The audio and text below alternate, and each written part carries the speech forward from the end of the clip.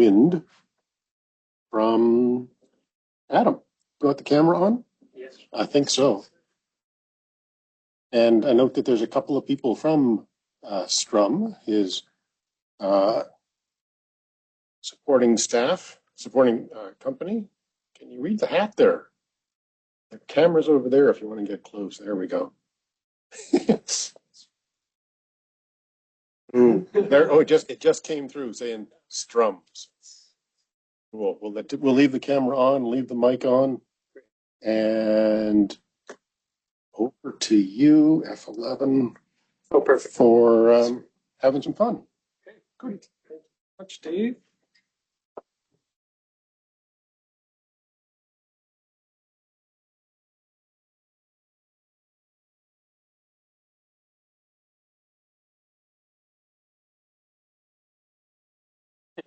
Hello, everyone. Just a second. I've got to share the screen.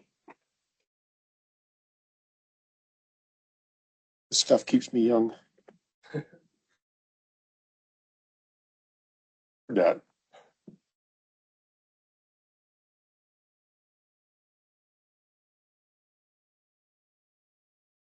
There we go. Now it's over to you. Good. Hey. Hello, everyone. My name is Adam Neary. I've partnered with Strum Consulting for my Capstone project, and the name of this project is Wind Farm Design and Optimization in WindPRO and ArcGIS Pro. Just to go over a bit of the schedule of this presentation, I've divided it into 5 different sections.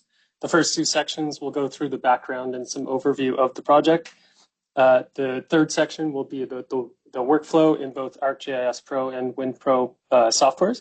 The fourth section will be talking about a bit about the results that were derived from those workflows, and the 5th section will be a conclusion and some next steps.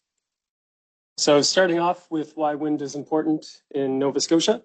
Well, the Nova Scotian government is committed to developing onshore wind energy by reaching a goal of adding 1 gigawatt of new onshore wind capacity by 2030 for a total of 2 gigawatts in Nova Scotia. The objectives of this project are to create a workflow in WindPRO and ArcGIS Pro for optimized site selection, placing 10 turbines in desired areas, in a desired area, generating various environmental and community assessments of the wind farm.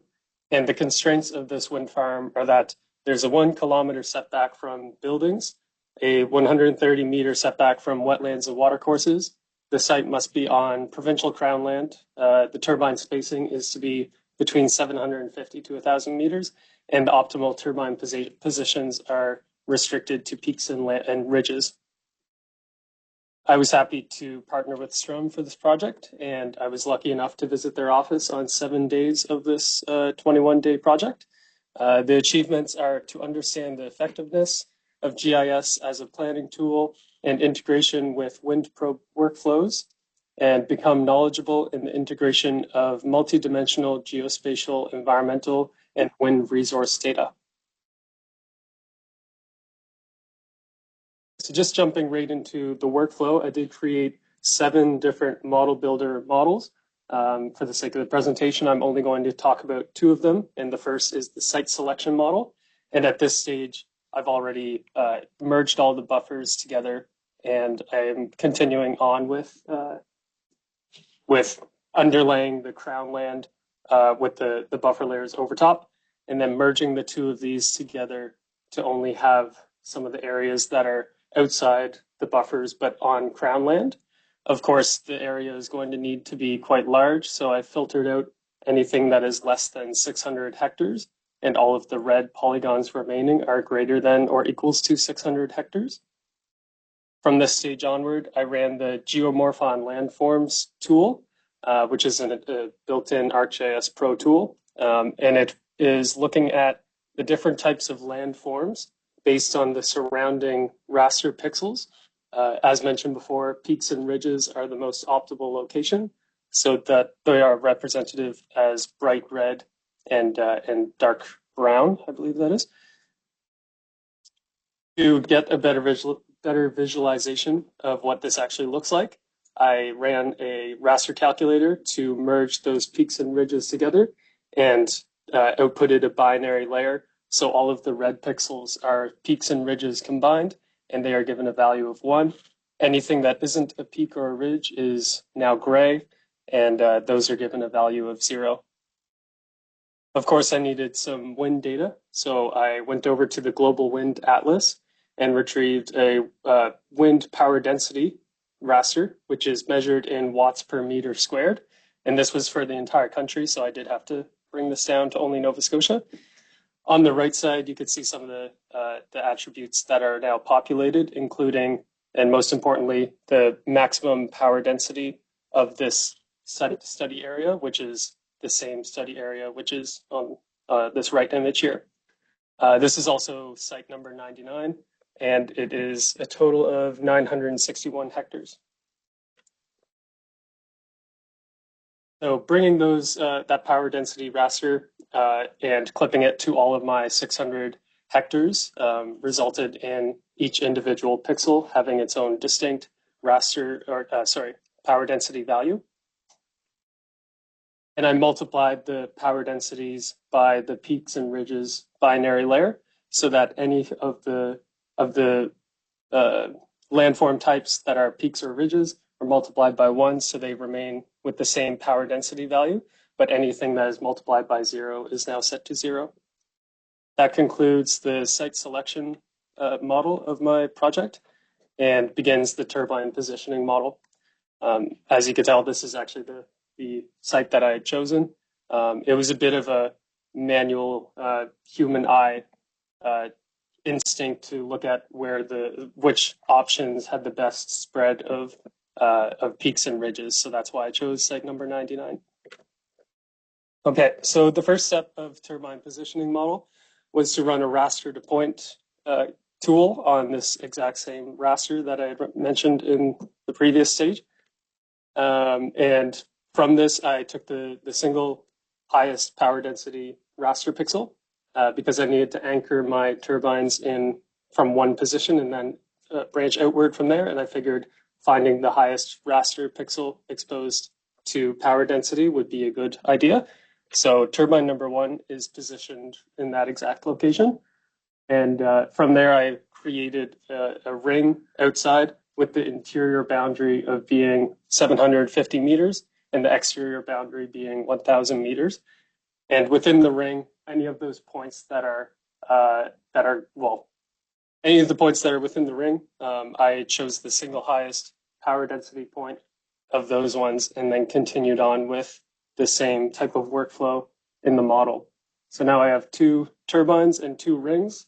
Those needed to be merged together to have one search ring while also remembering the previous rings candidates and continuing onward to find the next highest power density. So this went all the way through, and I'll just fast forward to the stage where I have turbines 1 through 8 already positioned, and turbine number 9 is now being searched for. Turbine number 9 is a bit unique because it was positioned all the way back next to turbine number 1. That proves that it was important to actually be keeping into account any of those previous rings and search areas. Additionally, turbine number 10 is being searched for here, and it was placed next to turbine number 4. So that concludes the automated selection of all of the turbines being positioned. And on the far right image, I did create a 3-kilometer buffer to include any of the building receptors within that area, because as I moved over into WindPRO, I needed to also have receptors. So in the WindPRO software, I incorporated the elevation as a 20-meter DEM, and also I have the receptors there, which are half circles, and they're the black caps, and the turbines are the blue snowflakes. A quick note about the turbine model and manufacturer. I used the Siemens Gamesa turbine with a rotor diameter of 170 meters and the hub height of 135 meters. And this is going to be important later. So within WindPRO, there are many different types of analysis that can be ran, and they're all in the forms of modules. So the first module is the decibel module, and this is showing the sound propagation for any different wind speeds. For the sake of the presentation, I chose the wind speed at 10 meters per second and then 5 meters per second. And luckily, none of the receptors are being affected by my wind turbine's sound propagation. The next module that I ran was the shadow flicker module. And there are two different types of scenarios that are ran for the shadow flicker. The first one is the worst case scenario, and the second is the real case scenario. So in this worst case scenario, you could see there are quite a few receptors that are actually exposed to shadows.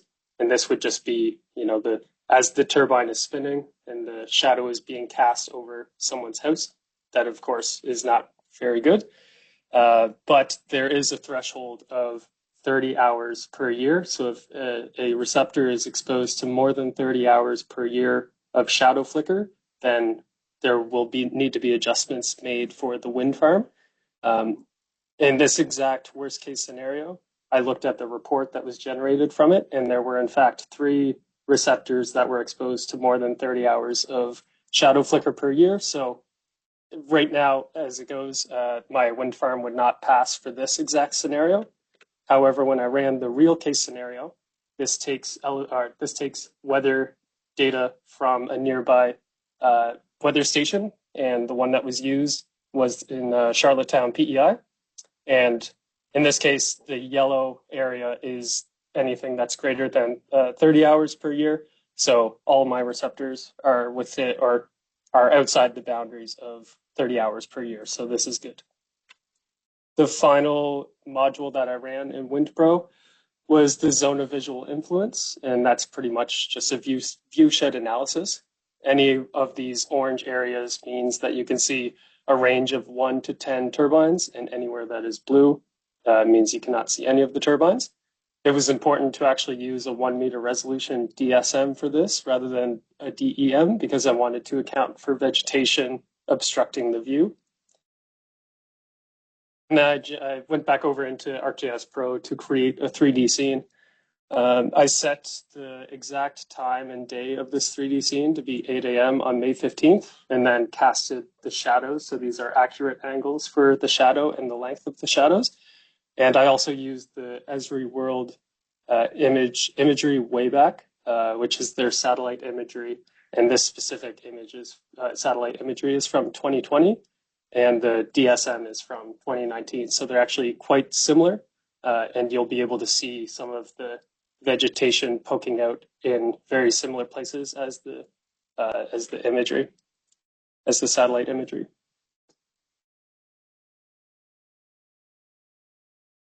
Okay.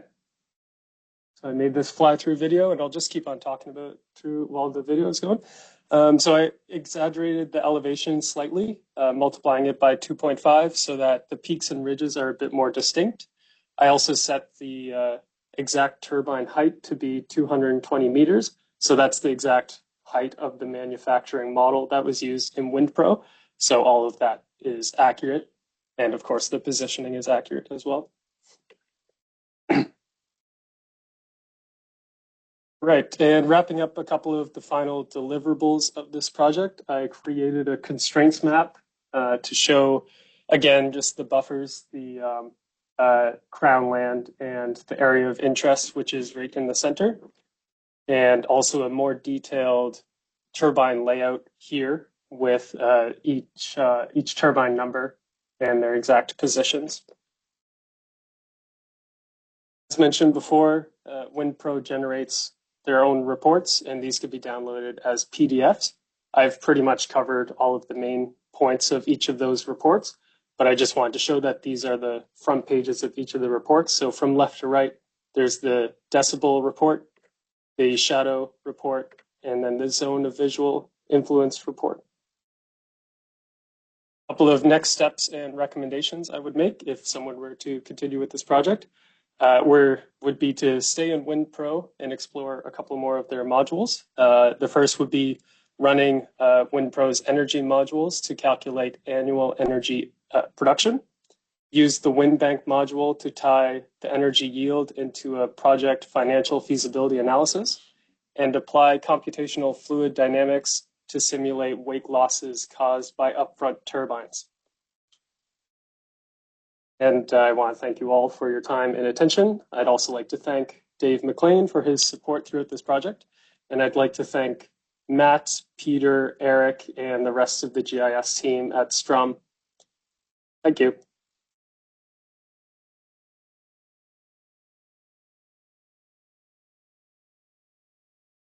There were a couple of questions.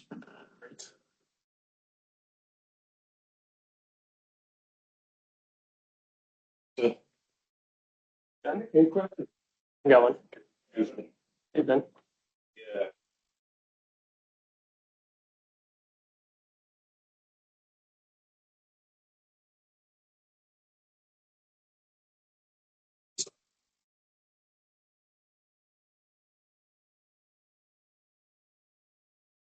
So there's a living atlas built into WindPRO, and you can be updating it on a regular basis. And actually, when I did first download the software, when I got the assistance from some of the COGS faculty, it was downloaded back in January. And by the time I started this project, so what was it, the end of April, there was already about 200 or 300 more turbine models that I had to update in my online in the data.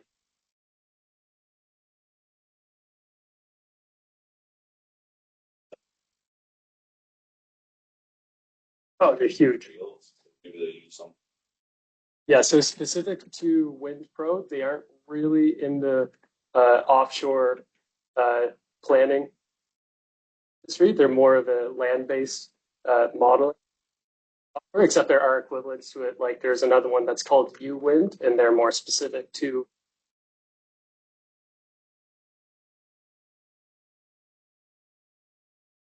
Question. Thank you, Ben. Mhm. Thank you, Adam. Thank you.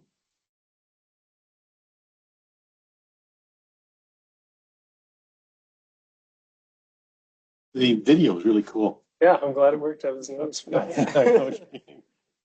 Is this your phone? Very much.